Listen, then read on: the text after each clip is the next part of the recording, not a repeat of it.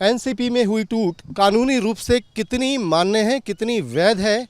NCP के का जो सिंबल है उसको लेकर अब चुनाव आयोग का क्या रुख रहेगा?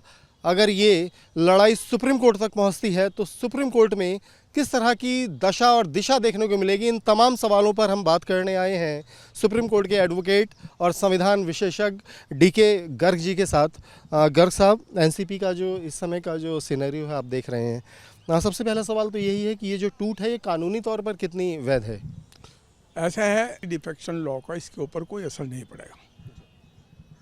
लेकिन अगर हम बात करें कानूनी तौर पर ये टूट कितनी मान्य है, कितनी वैध है, सीधे सीधे अगर ये मामला सुप्रीम कोर्ट में आता है तो किस तरह की दलीलें उनकी साइड से रखी जा सकती हैं और किस तरह की जो दलीलें हैं वो अजीत पवार ग्रुप रखेगा?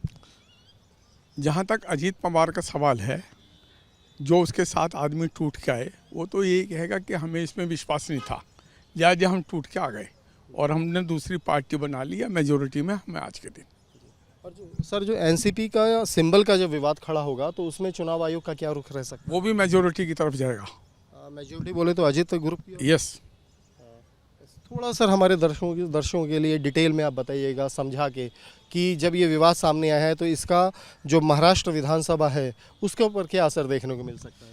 जहाँ तक विधानसभा का सवाल है, क्योंकि एक पार्टी एक टूट गई है, अगर अजीत पवार जो आज की पार्टी है जो पावर में है उसको सपोर्ट करता है तो इसका दूसरा ही अर्थ होगा। और सर अगर इसमें क्या जो असंतुष्ट ग्रुप है एनसीपी का वो सुप्रीम कोर्ट आ सकता है? मामला सुप्रीम कोर्ट में आने की कितनी संभावनाएं हैं? देखिए, ये सुप्रीम कोर्ट में तो आना मुश्किल है मामला। क्या वजह हो सकती है? उसका कारण ये है कि सीधा अगर सुप्रीम कोर्ट में आएंगे और कल को कोई दूसरा ऑर्डर हो गया जो उनके खिलाफ है तो उनकी सारी रेमेडी बंद हो जाएंगी, वो सिर्फ हाई कोर्ट में ही जाएंगे। और हाई कोर्ट में जाने का क्या आधार हो सकता है? किस तरह की दलीलें लेकर जा सकते हैं? उस पे तो बहुत सारे जजमेंट है सुप्रीम कोर्ट के और हाई कोर्ट के।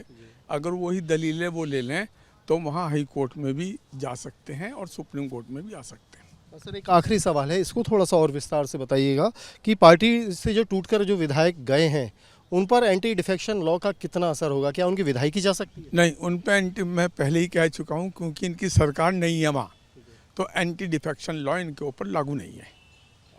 ये बहुत क्लियर कट है। हाँ जी, इसमें कोई शक नहीं है। शुक्रिया हमसे बात। ओके जी। संविधान विशेषज्ञ डीके गर्ग जी, जिस तरह के सवाल हैं जो अभी तक का मौजूदा घटनाक्रम है उससे जुड़े सवालों के उन्होंने सीधे सीधे जवाब दिए हैं, जिससे ये जाहिर होता है बहुत अगर मगर की स्थिति नहीं है। जो अजीत पवार जो ग्रुप है वो बहुत मजबूत स्थिति में है, उनके विधायकों पर जो एंटी डिफेक्शन लॉ है वो लागू नहीं होता है। वीडियो जर्नलिस्ट जगदीश के साथ अवनीश चौधरी, न्यूज़ नेशन दिल्ली।